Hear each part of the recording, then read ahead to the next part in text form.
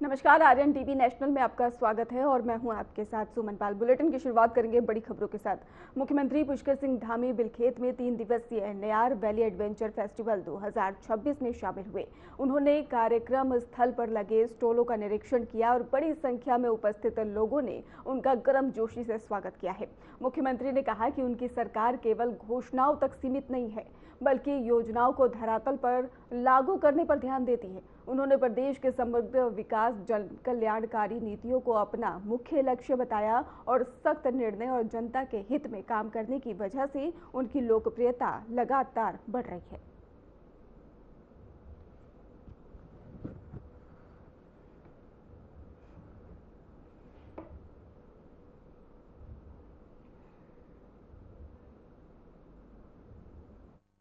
आपके समक्ष रखे हैं, वो सारे वचन जब तक पूरे नहीं होंगे, मैं आपको विश्वास दिलाता हूं कि हम चैन से बैठने वाले नहीं हैं। हम लगातार काम करते रहेंगे, क्योंकि हमारी सरकार केवल घोषणाएं नहीं करती हैं, बल्कि उनको धरातल पर उतारने का काम करती है, जन जन तक पहुंचाने का काम करती है, जन जन तक सरकार पहुंचे। इसके लिए हमारा निरंतर अभियान रहता है, निरंतर हमारा मिशन रहता है।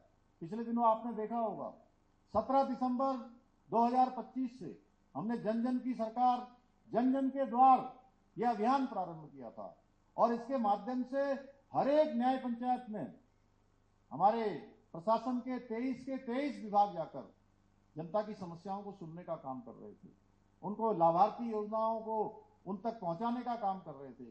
जिनके बहुत सारे प्रमाण पत्र सर्टिफिकेट नहीं बन पा रहे थे, उनके घरों तक सर्टिफिकेट पहुंचाने का काम इस अभियान के माध्यम से, इन शिविरों के माध्यम से हुआ था। इसके पीछे हेतु था कि सरकार आपकी है और वह आपके पास पहुंचकर आपकी समस्याओं का समाधान करे। आपको अपने कामों के लिए दर दर की चक्कर न लगाने पड़े, सरकारी कार्यालयों में न घूमना पड़े, जिला मुख्यालय न जाना पड़े, देश की राजधानी में भी इन कामों के लिए चक्कर न लगाने पड़े। भाइयों बहनों, हम जहां राज्य का समग्र विकास हमारा लक्ष्य है, हमारा संकल्प है, वहीं राज्य के सामाजिक, सांस्कृतिक और इसकी पहचान यह भी अक्षुण्ण रहे, एक यहाँ की डेमोग्राफी ठीक रहे, यहाँ के सांस्कृतिक मूल्य खराब न हो। भाइयों बहनों, उसको लेकर भी हम निरंतर काम कर रहे हैं। इसलिए हमने प्रदेश में अनेक कानून बनाए हैं, चाहे वो धर्मांतरण रोकने का कानून हो, चाहे वो दंगा रोकने का कानून हो, चाहे वो लैंड जिहाद, लव जिहाद या थूक जिहाद जैसी घृणित मानसिकताओं के खिलाफ जीरो टॉलरेंस की नीति अपनानी हो, वहीं चाहे पहाड़ के अंदर भू माफिया हावी न हो, चाहे उनकी रोक के लिए उनको पूरी तरह से यहाँ की जमीनों को खुर्द-बुर्द करने से अलग करने का काम हो, सख्त भू कानून लागू करने का काम हो। प्रदेश के इतिहास में पहली बार ये मुख्यमंत्री पुष्कर सिंह धामी ने पिलखी में कई विकास परियोजनाओं का उद्घाटन किया है और इसके साथ ही इस दौरान शिलान्यास भी किया। सीएम धामी के नेतृत्व में पूरे प्रदेश में विकास कार्य को नई गति मिली है। ग्रामीण सड़कों, पेयजल, स्वास्थ्य सेवाओं के शुद्धिकरण पर खास ध्यान दिया जा रहा है और युवाओं के लिए रोजगार और स्वरोजगार योजनाओं को बढ़ावा भी मिल रहा है। आपको बता दें कि पर्यावरण संरक्षण को भी प्राथमिकता दी जा रही है। प्राइमरी हेल्थ सेंटर और इसके साथ ही इसको लेकर भूमि पूजन का भी आयोजन हुआ और सीएम ने यह भी कहा कि उत्तराखंड में भाईचारे की संस्कृति है और किसी भी तरह के दंगा या फिर धर्मांतरण को जगह नहीं दी जाएगी।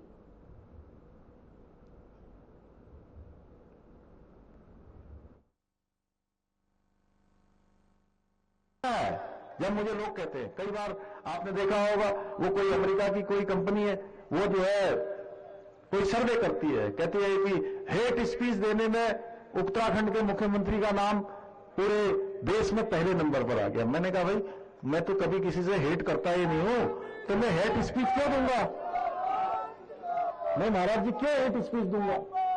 मैं तो कभी किसी को हम तो ऐसे राज्य में रहते हैं जहां सबका एक दूसरे से प्रेम है, सब एक दूसरे से बड़े भाईचारे के साथ रहते हैं।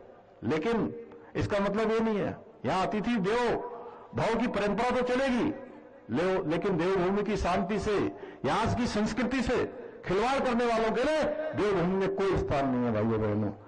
और इसी संकल्प के साथ हमने चाहे धर्मांतरण रोकने का कानून हो, दंगा रोकने का कानून हो, हमने ये लागू किया है।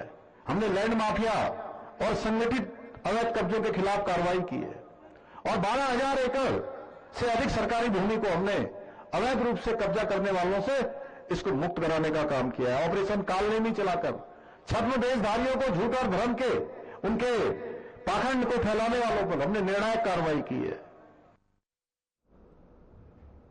मुख्यमंत्री पुष्कर सिंह धामी ने मुख्यमंत्री आवास में सेंट्रल कमांड के general officer commanding in chief lieutenant general Anant Sen Gupta का स्वागत किया है और ये शिष्टाचार भेंट राज्य और केंद्रीय सुरक्षा संरचनाओं के बीच में बेहतर समन्वय स्थापित करने के उद्देश्य से हुई है। दोनों नेताओं ने सुरक्षा मामलों, आपदा प्रबंधन और आपसी सहयोग पर चर्चा की। मुख्यमंत्री ने राज्य में शांति और सुरक्षा बनाए रखने के लिए सेना अध्यक्ष के योगदान की सराहना की और ये मुलाकात भविष्य के सुरक्षा रणनीतियों को मजबूत बनाने और राज्य सेंटर सहयोग को बढ़ावा देने के लिए महत्वपूर्ण कदम मानी जा रही है।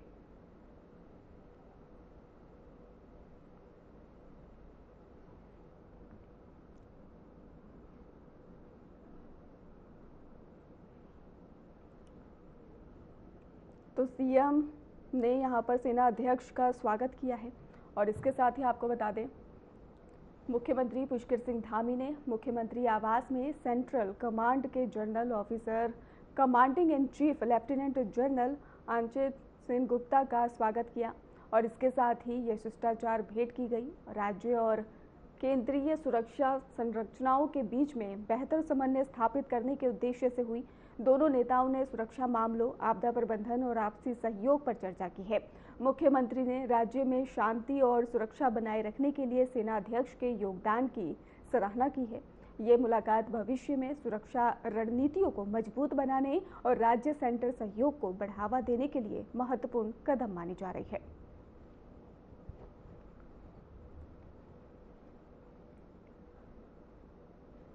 उत्तराखंड सरकार की नंदा गौरा योजना के तहत इस साल 33,251 बेटियों के खाते में कुल 145.93 करोड़ रुपए भेजे गए और मुख्यमंत्री पुष्कर सिंह धामी ने कहा कि योजना सिर्फ ही पैसा देने की नहीं बल्कि बेटियों को सम्मान, सुरक्षा और इसके साथ ही उनके समर्थन के लिए है।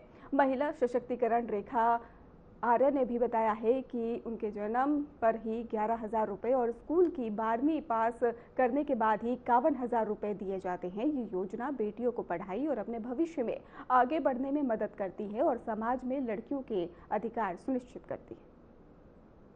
देखिए, आज बहुत हर्ष का विषय है कि वर्ष 2025-26 की हमारी नंदा गौरा योजना कि हमारी जन्म लेने वाली बालिकाएं और साथ ही हमारी जो 12वीं पास करने वाली जो हमारी बालिकाएं हैं उनको आज माननीय मुख्यमंत्री जी के कर कमलों से लगभग 145 करोड़ की धनराशि जो है वो उनके खातों में सीधे डीबीटी की गई है, जिसमें हमारी जन्म वाली बालिकाएं लगभग 5,913 बालिकाएं हैं और लगभग हमारे 33,000 से अधिक बालिकाओं को जो है वो आज गौरा योजना से उनके खातों में सीधे सीधे डीबीटी की धनराशि पहुंचाई गई है।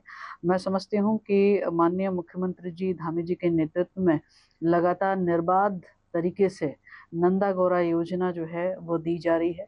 हमारे पास में अब तक में नंदा गौरा योजना की कोई पेंडेंसी 2022 से लेके अब तक पे बिल्कुल भी नहीं है, जो कि अपने आप में इस बात की प्रतिबद्धता को बताता है कि माननीय मुख्यमंत्री जी पूरी गंभीरता के साथ में हमारी जन्म लेने वाली बालिकाएं, जो कि इस बात से वो धनराशि 11,000 की दी जाती है कि हम लैंगिक समानता को हम बढ़ावा दे पाएं और एक जो असमानता है उसे हम खत्म कर पाए। और इसी प्रकार से शिक्षा को प्रोत्साहित करने के लिए लड़कियों को 51,000 की धनराशि हम लोग 12वीं पास करने के उपरांत में और उच्च शिक्षण संस्थान में एडमिशन लेने के उपरांत में हम दे रहे हैं। मैं अपनी बालिकाओं को जो जिन्होंने आज ये धनराशि प्राप्त करी है सभी को बहुत शुभकामनाएं देती हूँ। निश्चित रूप से ये धनराशि आपके लिए बहुत ही फलीभूत होगी। मेरी बहुत बहुत बधाई है। पूर्व मुख्यमंत्री हरीश रावत को आंखों से परेशानी महसूस होने पर आज देहरादून के अस्पताल में इलाज के लिए लाया गया। उन्हें भर्ती किए बिना ही ओपीडी में देखा जा रहा है और डॉक्टरों के अनुसार उनकी स्थिति गंभीर नहीं है और आवश्यक जांच और दवाइयां जारी है। रावत खुद अपने स्वास्थ्य पर नजर रख रहे हैं और चिकित्सीय सलाह का भी पालन कर रहे हैं।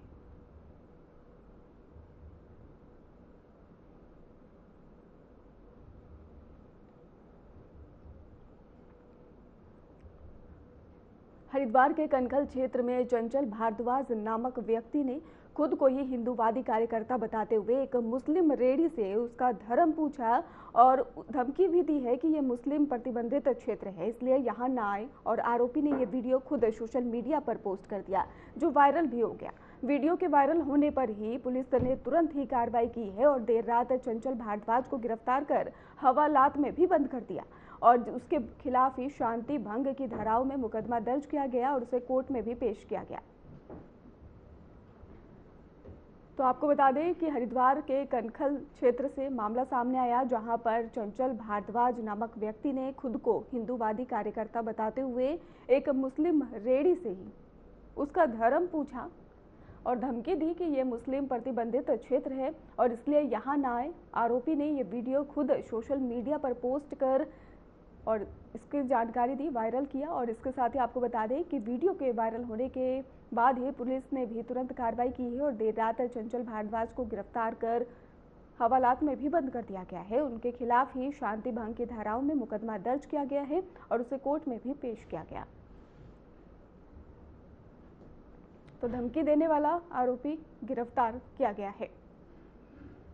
फिलहाल आपको बता दें कि सोशल मीडिया पर हाँ, ये एक वीडियो हमारे भी संज्ञान में आया था, तो कनखल पुलिस ने उसमें कार्रवाई करते हुए ये चंचल भारद्वाज नाम का एक व्यक्ति है जो किसी को धमका रहा था कि यहाँ दोबारा मत आना, धार्मिक भावनाओं देश का फैला रहा था। तो उसमें पुलिस ने उसके खिलाफ सख्त कार्रवाई करते हुए उसे गिरफ्तार कर लिया था। आज उसे माननीय न्यायालय में पेश कर रहे हैं। हरिद्वार में महाकुंभ 2027 की तैयारियों को लेकर सीसीआर भवन में उच्च स्तरीय बैठक आयोजित हुई। बैठक में कुंभ मेला अधिकारी सोनिका, वरिष्ठ प्रशासनिक अधिकारी, अखाड़ा परिषद के संत मौजूद रहे और भूमि आवंटन, धर्म ध्वज स्थापना स्थल, पेशवाई मार्ग और अधूरे निर्माण कार्य समय पर पूरा करने समेत ही कई अन्य महत्वपूर्ण विषयों पर विस्तार से चर्चा हुई है। अखाड़ा परिषद अध्यक्ष महंत रविंद्र पुरी ने कुंभ को दिव्य और भव्य बनाने की बात दोहराई। वहीं पर सीएम पुष्कर सिंह धामी के निर्देशों के तहत ही प्रशासन संतों के सुझावों के तहत तैयारियों को अंतिम रूप दे रहा है।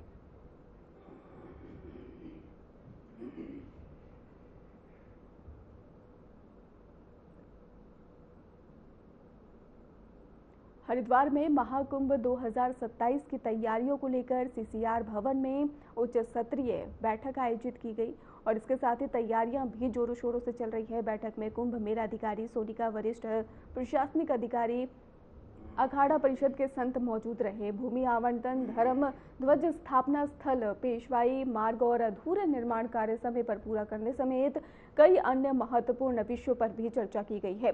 अखाड़ा परिषद अध्यक्ष महंत रविंद्र पुरी ने कुंभ को दिव्य और भव्य बनाने की भी बात दोहराई है। वहीं पर सीएम पुष्कर सिंह धामी के निर्देशों के तहत प्रशासन संतों के सुझावों के तहत तैयारियों को अंतिम रूप दे रहा है। तो हरिद्वार से आपको खबर बता रहे हैं, जहां पर कुंभ मेले को लेकर हरिद्वार में 2027 कुंभ मेला जिसकी तैयारियां सीसीआर भवन में उच्च स्तरीय बैठक आयोजित हुई है इसको लेकर। और बैठक में कुंभ मेला अधिकारी सोनिका, वरिष्ठ प्रशासनिक अधिकारी और अखाड़ा परिषद के संत यहां बैठक में मौजूद रहे। भूमि आवंटन, धर्म ध्वज स्थापना स्थल, पेशवाई मार्ग और अधूरे निर्माण कार्य समय पर पूरा करने और इसके साथ ही कई अन्य महत्वपूर्ण विषयों पर विस्तार से इस बैठक में चर्चा की गई। और वहीं दूसरी ओर अखाड़ा परिषद अध्यक्ष महंत रविंद्र पुरी ने भी कुंभ को दिव्य और भव्य बनाने की बात फिर से दोहरा दी है। वहीं पर सीएम पुष्कर सिंह धामी के निर्देशों के तहत ही प्रशासन संतों के सुझावों के तहत तैयारियों को अंतिम रूप दे रहा है।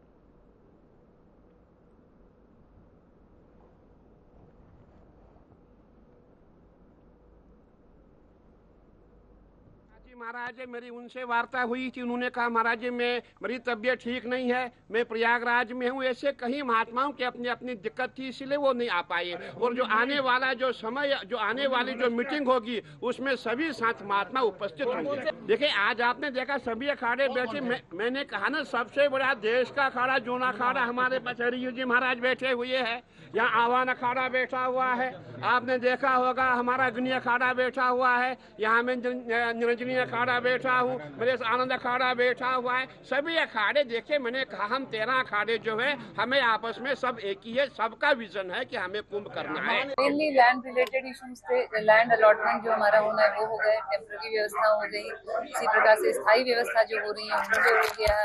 इसके अलावा किस तरह से हम लोग कुंभ की जो व्यवस्थाएं कर रहे हैं उसमें क्या क्या कर रहे हैं वो हमने बताया। इन सभी चीजों पे चर्चा, मेनली लैंड अलॉटमेंट की उसकी जो प्रक्रिया चल रही है उसमें वो भी अपने कुछ सुझाव दे रहे थे, वो सारे सुझाव हमने लिए हैं।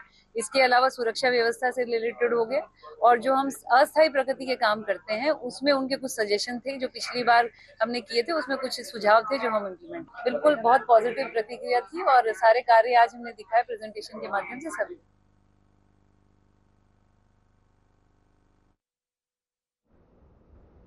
देहरादून में मुख्य सचिव आनंद बर्धन की अध्यक्षता में राज्य कार्यकारिणी समिति की बैठक आयोजित हुई, जिसमें कि एसडीआरएफ और एसडीएमएफ के प्रस्तावों और प्रगति की समीक्षा की गई है। मुख्य सचिव के निर्देश दिए और विभागों और जिलाधिकारियों को आवंटित बजट में किसी प्रकार की डुप्लीकेशन न हो और सुरक्षात्मक कार्यों में सिविल संचालनों के साथ ही प्लांटेशन और ग्रीनरी को भी शामिल करने पर जोर दिया गया है। सिंचाई, लोक निर्माण और अन्य विभागों से कार्य की टिकाऊ अवधि की जानकारी ली गई है। वहीं पर सभी परियोजनाओं को पारदर्शिता और गुणवत्ता मानकों के अनुरूप पूरा करने के भी निर्देश दिए गए। बैठक में सचिव विनोद कुमार सुमन, अपर सचिव विनीत कुमार समेत अन्य विभागों के अधिकारी भी मौजूद रहे। तो देहरादून से आपको खबर बता रहे हैं जहां पर बैठक में कई दिग्गज मौजूद रहे, और इसके साथ ही आपको बता दें कि देहरादून में मुख्य सचिव आनंद बर्धन की अध्यक्षता में राज्य कार्यकारिणी समिति की बैठक आयोजित हुई, जिसमें कि एसडीआरएफ और एसडीएमएफ के प्रस्तावों और प्रगति की समीक्षा की गई है। मुख्य सचिव के निर्देश दिए और विभागों को ही जिलाधिकारियों को आवंटित बजट में किसी भी डुप्लीकेशन ना हो, इसको लेकर सुझाव दिया। फिलहाल बुलेटिन में रुकेंगे एक छोटे से ब्रेक के लिए।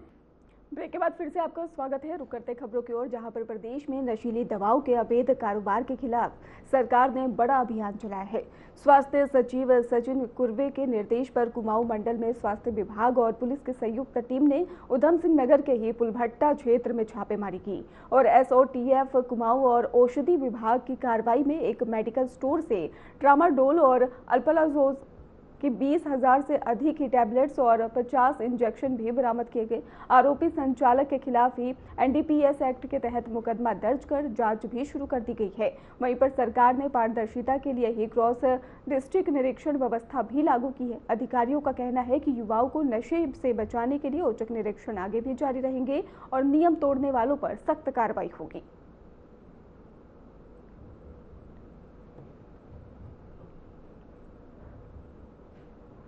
खबर काशीपुर से है, जहां पर बहुचर्चित आई लव मोहम्मद जुलूस हिंसा केस में बड़ा मोड़ आया है, जहां पर काशीपुर कोर्ट ने आरोपी फैजान अंसारी को जमानत दे दी है, जिससे कि उनके परिवार और समर्थकों को बड़ी राहत भी मिली है। प्रथम अपर सत्र न्यायाधीश मनोज गब्यार की अदालत के फैजान को 50,000 रुपए के मुचलके और इसके साथ ही 2 जमानतदारों के साथ में रिहा करने का आदेश दिया। 21 सितंबर 2025 की हिंसा के बाद जेल में बंद फैजान को राहत मिली है। बचाव पक्ष के वकील अली अनवर की दलीलों का ही कोर्ट ने पूरा असर लिया है।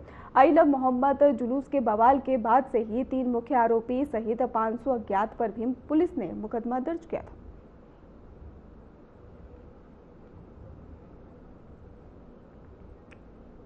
देहरादून के लक्ष्मण चौक पर मौजूद एक फर्नीचर वर्कशॉप में रात करीब 9:30 बजे अचानक से भीषण आग लग गई और पहली जांच में सामने आया कि पास में ही हो रही शादी समारोह की आतिशबाजी से चिंगारी लगने की वजह से ये संभावना जताई भी जा रही है। वहीं पर सूचना मिलने पर पुलिस और दमकल विभाग की टीम मौके पर पहुंची और आग पर काबू पाने के लिए आधा दर्जन फायर टेंडर तैनात किए गए और इस घटना में अब तक किसी के फंसे होने की कोई सूचना प्राप्त नहीं हुई है। वहीं पर पुलिस ने सुरक्षा के लिए आसपास की भीड़ को हटाकर राहत कार्य भी सुचारू बनाया।